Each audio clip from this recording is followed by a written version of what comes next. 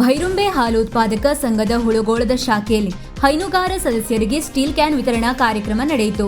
Can ವಿತರಿಸಿ ಮಾತನಾಡಿದ ಭೈರುಂಬೆ ಹಾಲು ಉತ್ಪಾದಕ ಸಂಘದ ಅಧ್ಯಕ್ಷ ಹಾಗೂ ಧಾರವಾಡ ಕೆಎಂಎಫ್ ಉಪಾಧ್ಯಕ್ಷ ಸುರೇಶ್ ಚಂದ್ರ ಹೆಗಡೆ ಕೆಶಿನ್ಮನೆ, ಹುಳುಗೋಳ ಶಾಖೆಯೊಂದರಲ್ಲೇ ದಿನಕ್ಕೆ 200 ಲೀಟರ್ ಹಾಲು ಒಟ್ಟಾಗಿರುವುದಕ್ಕೆ ಶ್ಲಾಘನೆ ವ್ಯಕ್ತಪಡಿಸುತ್ತಾ ಮುಂಬರುವ ದಿನಗಳಲ್ಲಿ ಇನ್ನೂ ಹೆಚ್ಚಿನ ಹಾಲು ಉತ್ಪಾದನೆಯನ್ನು ಮಾಡೋಣ ಎಂದರು.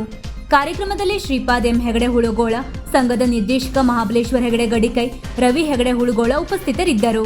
ಸಂಘದ ನಿರ್ದೇಶಕ ಗಜಾನನ್ ಹೆಗಡೆ ಕಣ್ಣಿಮನೆ ಸ್ವಾಗತಿಸಿದರು. ಶಾಖೆಯ ವ್ಯವಸ್ಥಾಪಕ ನಂದನ್ ಭಟ್ ವಂದಿಸಿದರು.